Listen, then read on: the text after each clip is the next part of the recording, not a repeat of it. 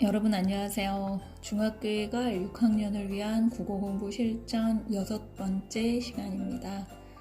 제가 개인적인 사정으로 올리는 게 조금 뜸했어요. 자, 그러면 오늘 6번째 시간은 지난 시간에 이어서 소설의 나머지 부분을 살펴볼 거예요.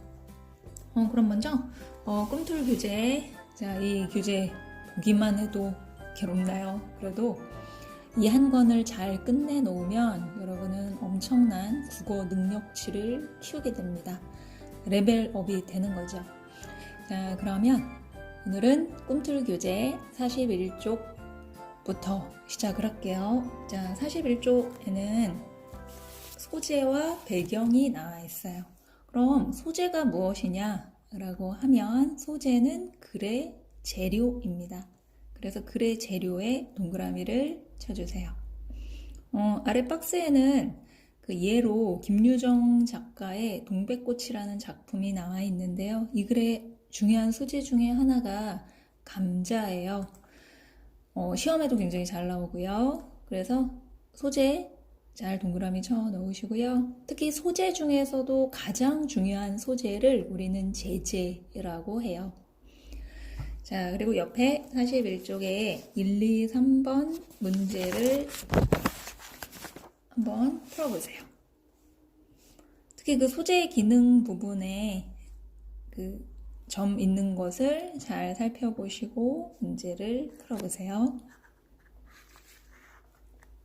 자, 그 다음 교재 42쪽에는 41쪽 아래쪽에서 42쪽으로 넘어가는 곳에는 배경이 나와 있는데요. 여러분, 배경은 우리 앞에서 봤었죠. 소설의 구성의 3요소 중에 하나다. 자, 소설의 3요소는 주제, 구성, 문체. 즉 소설 구성의 3요소는 인물, 사건, 배경이죠. 자, 그래서 배경은 41쪽의 아래쪽을 보면 사건이 일어나고 인물이 행동하는 시간적, 공간적, 사회적 환경이나 상황이라고 나와 있는데 한 장을 넘기면 42쪽에 표가 나와 있어요.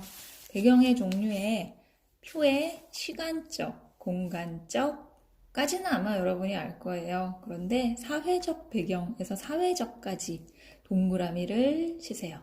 그래서 배경의 종류에는 이런 게 있고 그 다음 그 밑에 배경의 기능에는 또 이 배경이 어떤 기능을 하는지 나와 있어요. 그런데 특히 이 현대소설은 크게 문제가 안 되지만 근대소설 같은 경우에는 역사적인 배경과 소설이 이렇게 맞물려서 돌아가는 경우가 있어요. 특히 일제강점기에 쓰여진 소설은 일제강점기의 특성을 알아야 하는 경우가 있어요. 그 밑에 박스를 보면 일단 윤흥길이라는 작가의 기억 속에 들꽃이라는 작품이 있는데 이 작품은 한국전쟁을 배경으로 하고 있고요.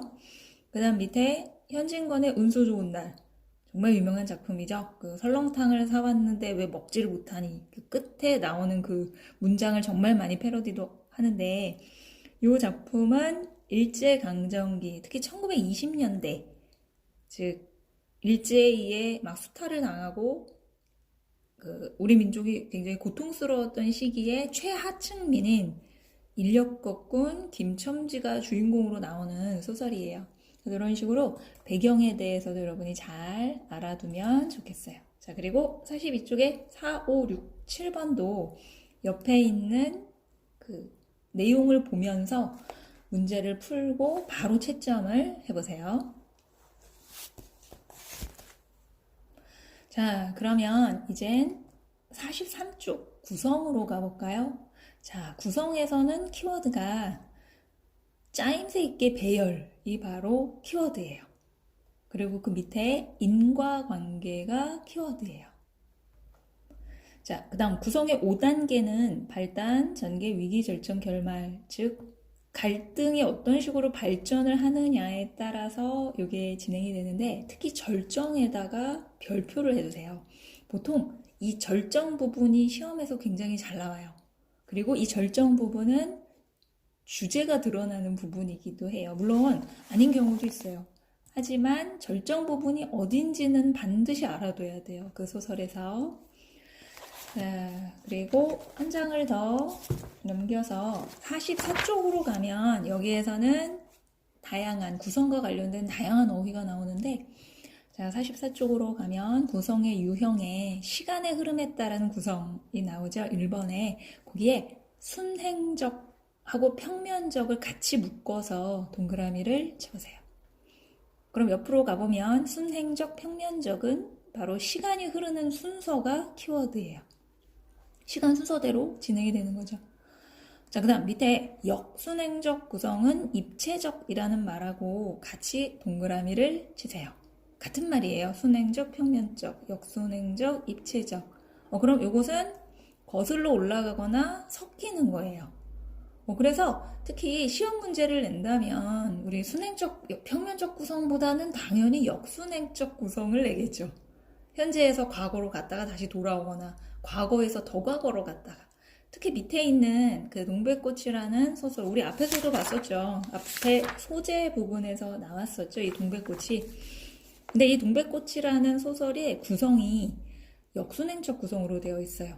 특히 그 학교 국어 내신 시험에서 이 동백꽃과 관련해서 내신 문제를 낼 때 그 이제 내용이 실린 순서대로 찾는 경우하고 시간 순서대로 찾는 경우 지문을 막 섞어놓고 실제로 중학교 내신 시험에선 그런 식으로 문제를 굉장히 잘 내요. 그래서 이거를 좀 기억해두지 않으면 문제 풀 때 막 헷갈리는 경우가 있어요. 자, 그래서 순행적, 평면적 구성, 역순행적, 입체적 구성 이 용어를 잘 익혀두고요. 그 다음 특히 평면적과 입체적이라는 말은 우리가 예전에 들어봤어요. 바로 인물의 유형에서 평면적 인물은 성격이 변하지 않는 인물, 입체적 인물은 성격이 변하는 인물이에요. 즉 국어에서 쓰이는 용어가 다른 분야에서 쓰이는 용어와 의미가 다르다라는 걸 잘 파악해 두면 됩니다. 자, 그 다음 밑에 보면 액자식 구성이 있는데 액자식 구성은 이야기 속에 또 다른 이야기가 들어가 있는 경우죠. 그 다음 일대기적 구성, 이 용어도 잘 동그라미를 쳐놓으세요. 인물이 태어나서 죽기까지 일생 동안 겪는 일이에요. 태어나서 죽기까지가 키워드예요. 또는 일생. 그래서 이 고전 소설에서는 일대기적 구성을 많이 쓰고요. 그 다음 전기문 있죠. 위인전이나 전기문. 그럴 때 당연히 일대기적 구성으로 가겠죠. 자, 그리고 밑에 결말의 구성 방식은 열린 결말과 닫힌 결말은 아마 어렵지 않을 거예요. 자, 그래서 43쪽부터 44쪽까지 잠깐 멈추고 문제를 풀어보세요. 문제 풀 때는 당연히 옆에 있는 걸 다 보면서 풀어야 됩니다. 그래서 무조건 다 맞는 걸 목적으로 해야 돼요. 자, 그럼 이번에는 45쪽의 서술자와 시점으로 가는데 이 서술자와 시점은 동그라미, 별표를 꼭 쳐놓으세요. 왜냐하면 이 서술자와 시점, 특히 이 시점은 굉장히 잘 나옵니다. 자, 특히 그 내신 문제에서도 소설이 나오면 무조건 나와요, 시점은. 그 다음에 수능 국어에서도 이 시점을 물어보는 응용 문제가 나왔어요. 그래서 요거는 개념을 잘 이해해두고 용어도 잘 기억해두세요. 자, 먼저 45쪽으로 가면 서술자의 동그라미를 쳐주세요. 그 다음 밑에 보면 독자에게 전달이 키워드입니다. 그 다음 서술자는 작품 속이나 작품 밖에 위치한다. 그럼 잠깐 우리가 연습을 해볼까요? 왜 우리 소설에서는 독자에게 전달해주는 존재가 서술자잖아요. 그럼 서술자는 항상 사람일까요? 사람일 수도 있고 아닐 수도 있어요. 동물이 서술자가 돼서 얘기해 줄 수도 있어요. 그럼 우리 시에서는 시에서 말하는 이를 뭐라고 했는지 기억나요? 시에서 말하는 이는 시적 화자라고 했죠. 그럼 시적 화자는 항상 사람일까요? 사람일 수도 있고 아닐 수도 있어요. 그래서 국어는 이거 일 수도 있고 아닐 수도 있어서 어려워요. 자, 그럼 이제 서술자는 소설에서 내용을 독자에게 전달해주는 존재다. 자, 그럼 밑으로 가보면 시점이죠, 시점. 자, 그럼 시점에도 동그라미를 치고, 자, 먼저 그 표에서 작품 속에 있는가 아닌가에 따라서 나눠지죠. 자, 그래서 1인칭은 속이라고 써놓고 3인칭은 바깥이라고 써놓는 거예요. 그 그 다음 1인칭에는 나에다가 동그라미를 진하게 해주세요. 자, 우리 1인칭은 일단 무조건 나가 나와야 돼요. 자, 그런데 내가 내 이야기를 하면 내 생각과 내가 가지고 있는 어떤 입장을 다 얘기를 하면 그건 주인공 시점이에요. 그래서 나는 서술자와 주인공이 일치해요. 자, 또 나가 나오기는 하는데 나는 다른 사람 이야기를 해줘요. 그게 1인칭 관찰자 시점이에요. 자, 그래서 1인칭 관찰자 시점의 대표적인 작품이 바로 사랑손님과 어머니인데 거기 6살짜리 오키가 나로 나와서 어머니와 사랑손님 아저씨 사이에 그 썸 타는 일을 6살짜리 아이의 시선에서 독자들에게 전해줘요. 그러니까 독자들은 상상하는 재미가 있죠. 1인칭 주인공 시점이라면 내가 내 이야기를 하기 때문에 아무래도 상상하는 재미는 줄어들겠죠.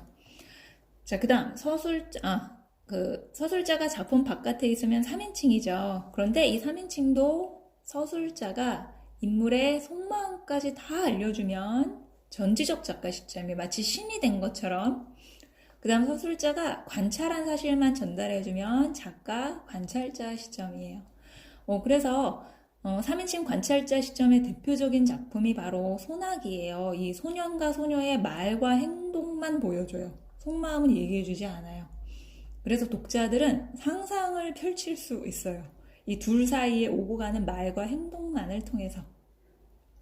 자, 그래서 이 시점의 종류와 각각의 특성은 물어보는 방식이 굉장히 달라요. 그러니까 이런 식으로 1인칭 주인공, 1인칭 관찰자, 3인칭 전지적 작가, 작가 관찰자라고 직접적으로 물어보지 않고 다른 방식으로 물어봐요.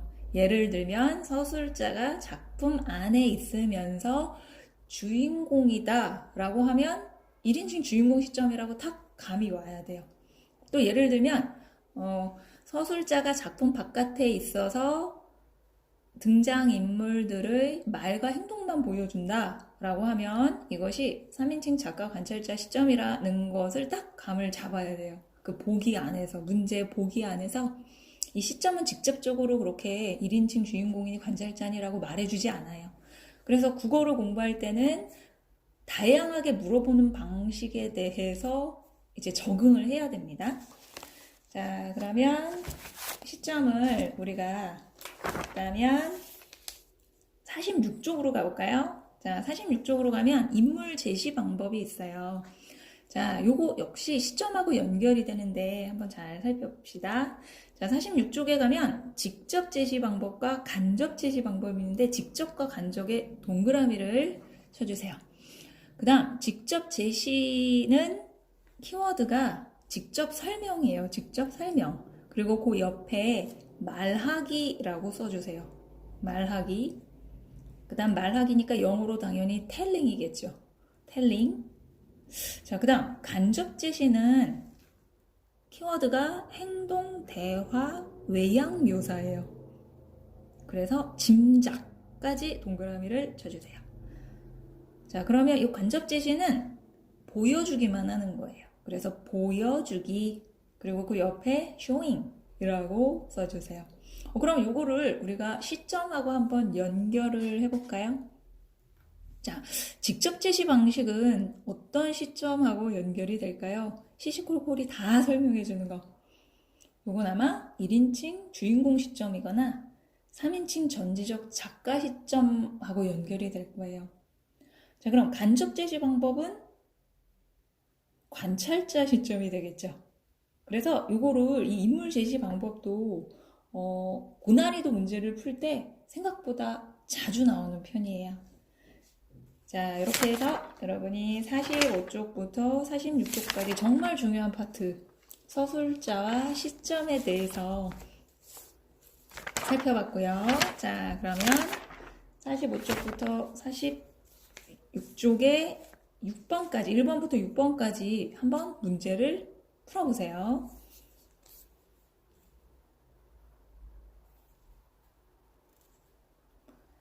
자, 그럼 이제 소설에서 마지막 파트인 고전소설로 갑니다. 소설은, 시와 소설은 이 문학의 양대 산맥이고, 사실 개념을 정확하게 잘 알고 키워드를 기억하고 있으면 중학교 3년 내내 우려먹을 수 있어요. 사골 우리듯이. 자, 그래서 지금 공부할 때 확실하게 키워드를 암기하고 내 것으로 만들어 놓읍시다. 자, 일단 고전소설 47쪽으로 가볼게요. 자, 고전소설은 키워드가 갑오개혁 이전입니다. 갑오개혁 이전 1894년 역사 배웠을 텐데요. 갑오개혁 때 이제 드디어 우리나라에서 신분제가 없어지게 되죠. 신분제도가. 어쨌든 갑오개혁 이전에 쓰인 소설을 고전소설이라고 해요. 정작 고전소설이 뭔지 물어봤을 때 대부분의 학생들이 옛날에 쓰인 소설이요. 이렇게 얘기를 해요. 그런데 이걸 기준을 정확하게 갑오개혁 이전까지 쓰여진 소설. 그 다음 고전소설의 일반적인 특징에 거기에 표에 보면 쭉 나와 있죠. 자, 그럼 우리가 그 각 키워드를 뽑아서 매칭을 합시다. 자, 주제 동그라미 치고 권선징악 이러고 동그라미를 치면 돼요. 주제 권선징악. 그리고 조금 더 추가하자면 유교적 가치관을 옆에다 더 써넣어주면 돼요. 유교적 가치관. 자, 그다음 구성은 평면적, 일대기적이겠죠. 앞에서 우리 평면적은 뭐였죠? 시간 순서대로 가는 거 순행적 구성. 그다음 일대기적 구성은 그 태어나서 죽을 때까지. 자, 그 다음 인물 동그라미 치고요. 평면적, 전형적 이 키워드예요. 평면적, 전형적. 특히 전형적 인물, 우리 탐관오리 하면 춘향전에 나오는 변사 또 있었죠. 뭐 효녀 하면 심청이. 이게 바로 전형적 인물이라고 했죠. 자, 그 다음 사건 동그라미 치고 우연, 비현실적, 기이, 신비예요. 그러니까 한마디로 황당하게 사건이 진행이 되죠. 우연적으로. 그 다음 배경 우리나라 중국 비현실적 공간. 그 다음 시점은 전주적 작가 시점이에요. 그래서 이 고전소설은 대부분 작품 밖의 서술자가 시시콜콜하게 다 얘기해주고 심지어는 독자들한테 직접 말을 하기도 해요. 자, 그 다음 결말은 행복이 키워드겠죠. 대부분 물론 비극으로 끝나는 고전소설도 있긴 하지만 굉장히 드물어요. 자, 이렇게 해서 고전소설의 일반적인 특징, 요거는 사실 중학교 과정에서 배우는 고전소설의 개념의 전부라고 할 수 있어요. 다 요거를 응용해서 문제를 만들기도 해요. 자, 그럼 이제 여러분이 47쪽의 1번부터 4번까지 한번 풀어보세요.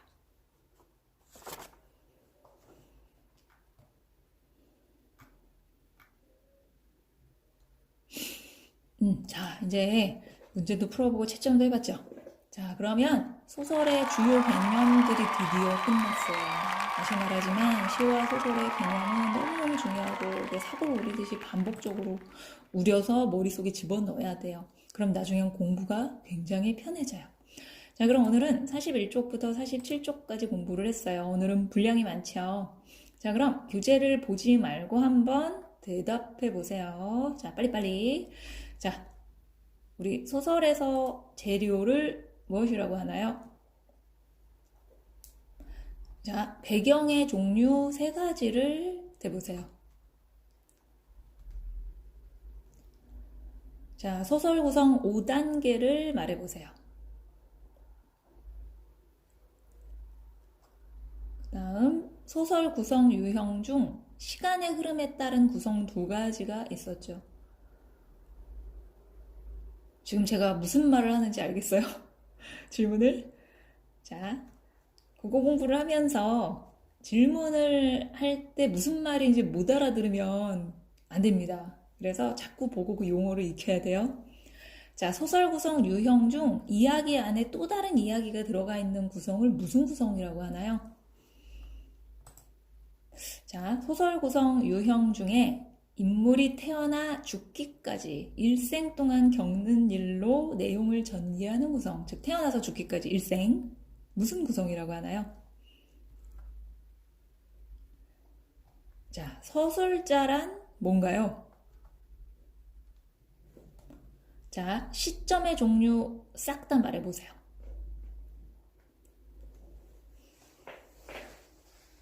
잘 되고 있어요.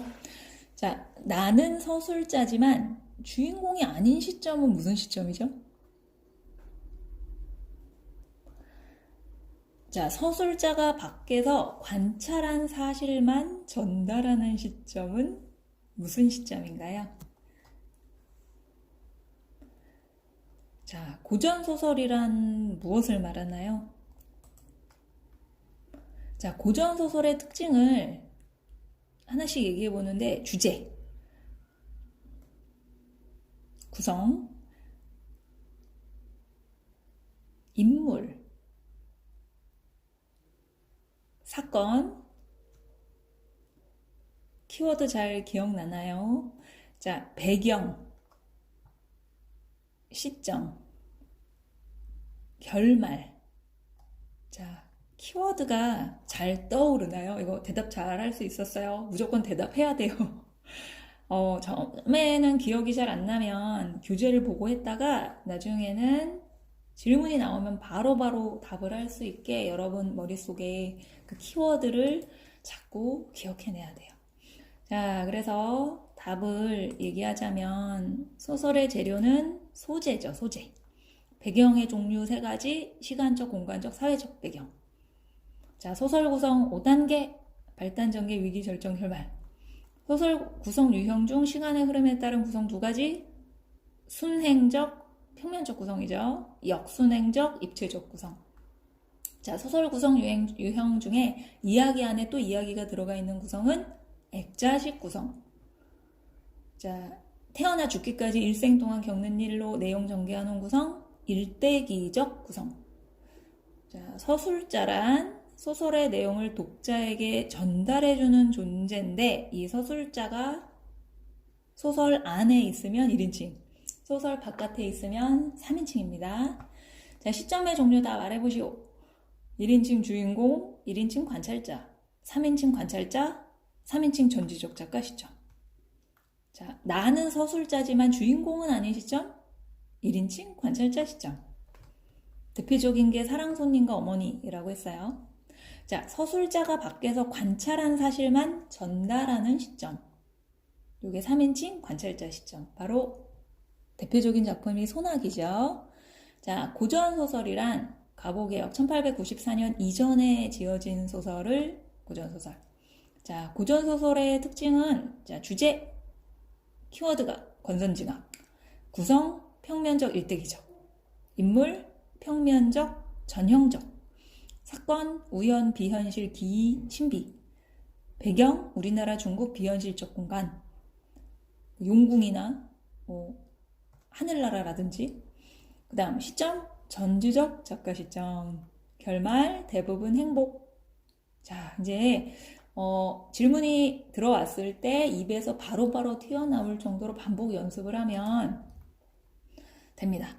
자, 그래서 오늘 꿈틀 교재 47쪽까지 진행했어요. 매일매일 반복하고 연습하면 어느 순간 나중에는 자연스럽게 입에서 나오게 됩니다. 국어는 내 능력치를 키우는 공부예요. 그리고 한 번 잘 배워두면 고등학교까지 잘 쓸 수 있어요. 자, 그리고 이제 소설 개념 공부가 끝났죠. 자, 그래서 여러분이 교재 49쪽부터 63쪽까지 문제를 풀어봐야 해요. 반드시 옆에 개념과 힌트를 모두 다 참고해서 꼼꼼히 살펴보고 나서 문제를 풀어야 돼요. 그런데 이게 국어 문제 풀이의 목적은 맞고 틀리고가 사실 그 점수가 중요한 게 아니라 이 문제와 보기 문장들을 내가 눈으로 자꾸 보면서 그 국어 어휘를 늘리는 게 굉장히 중요하고, 그 다음 이 국어의 스타일을 익히는 게 정말 중요해요. 그래서 여러분 꾸준히 개념도 암기하고 키워드도 체크해 가면서 꾸준히 해나가면 좋겠습니다. 자, 그럼 오늘 중학교에 갈 6학년을 위한 국어공부 실전 6번째 시간, 이제 소설이 끝났습니다. 자, 그래서 다음 주에는 소설 이후에 수필을 들어가도록 할게요. 자, 시와 소설에 비하면 수필은 굉장히 쉽습니다. 자, 그럼 여러분 끝까지 최선을 다해서 문제를 풀어보세요. 자, 그럼 다음 시간에 만나요. 안녕.